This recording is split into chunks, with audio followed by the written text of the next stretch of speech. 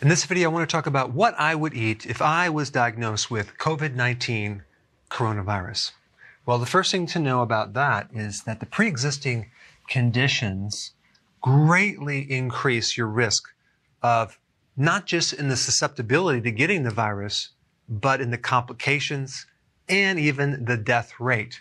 And I'm talking about diabetes, heart disease, high blood pressure, insulin resistance, and obesity. These are the big ones. There's other ones too, but all of these have a common denominator, high insulin. And I'm talking about diabetes type 2 right here. And there's a very simple way to deal with this, okay?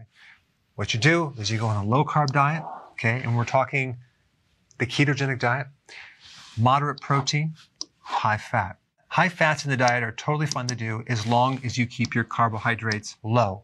And of course, I always recommend the healthy version of the ketogenic diet. I put a link down below if you want to know what that is and how to do it. Getting on the diet will greatly help support healthy insulin levels. Now, the other things I would do, I would start to consume food high in zinc. And I just want to say that anything I say in this video is not meant to diagnose or replace your medical care or provide a treatment for the coronavirus. Check with your doctor before taking any of this advice. There's a huge association between having enough zinc in your body and having your immune system work properly. Almost at every single level of your immune defenses, zinc is involved. And if you wanted to know what foods are highest in zinc, oysters are the #1 food. Other shellfish would be another option, red meat, cheese. There's other foods, but these have probably the most zinc. Zinc is very, very important in supporting a healthy thymus gland. And the thymus is a training camp for certain immune cells. So it's very, very important. And if you're deficient in zinc, your thymus actually shrinks. The next thing I would do is make sure I have enough vitamin D. You can get that in cod liver oil, salmon, fatty fish, but it's very, very difficult to consume foods and get the amount of vitamin D that you need. So I would highly recommend getting enough sun. 20 minutes every single day would give you enough vitamin D, because vitamin D is what's called an immune modulator. So it keeps the immune system from overreacting. Where you have so much inflammation and collateral damage, it could damage your lungs and other tissues. So vitamin D is very, very important in keeping the immune system at a balanced level. Certain viruses have a strategy of blocking the receptor for vitamin D. Taking enough vitamin D can actually override that, so you can keep that immune support at a high level. And then you have vitamin C, very important in supporting a healthy immune system, especially dealing with viruses. Leafy greens will give you a lot of vitamin C. Sauerkraut. If you actually make your own sauerkraut or get a high quality sauerkraut from either a farmer's market or the health food store, you could get a tremendous amount of vitamin C, sometimes 700 milligrams.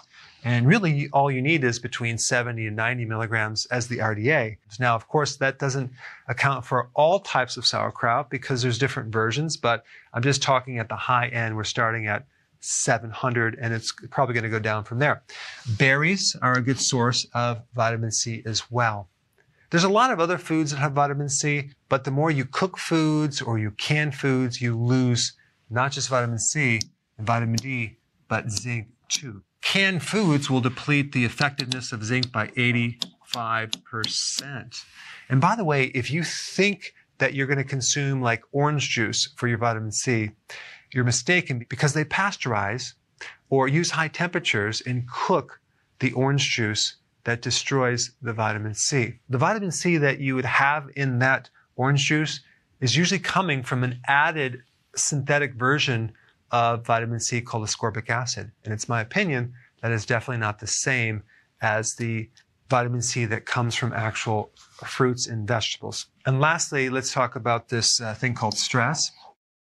I know it might be hard to believe, but some people are actually stressed out nowadays. Now, stress increases cortisol. Cortisol, chronically elevated, as in long-term stress, can severely affect your immune system. It causes your lymphatic system to shrink. It makes your lymph nodes decrease. It decreases the antibody production, so you lose your ability to fight infection. It also greatly increases your susceptibility to getting viruses and bacteria. I would actively and aggressively do what I can to keep stress at a minimum, and that would definitely include not watching the news so much, because there's so many messages that are all about doom and gloom, bad news over and over and over, fear, fear, fear. Guess what that does to the immune system? It really makes the person way more susceptible to getting the infection as compared to not being in that state of worry and anxiety. If you actually trace it back to right before they got that infection, I would say nearly 100% of the time they had a stress event. Stress is a huge trigger to not only being susceptible to viruses, but activating viruses that are already inside your body. This explains why people, when they get stressed, they have shingles, they get herpes, they get all sorts of other health problems. We have getting on the right diet to minimize these conditions right here, eating foods high in the 3 most important nutrients, and lowering stress. And lastly, if you haven't seen my videos on the nutrients or these conditions here, I put the videos up right here. Check them out.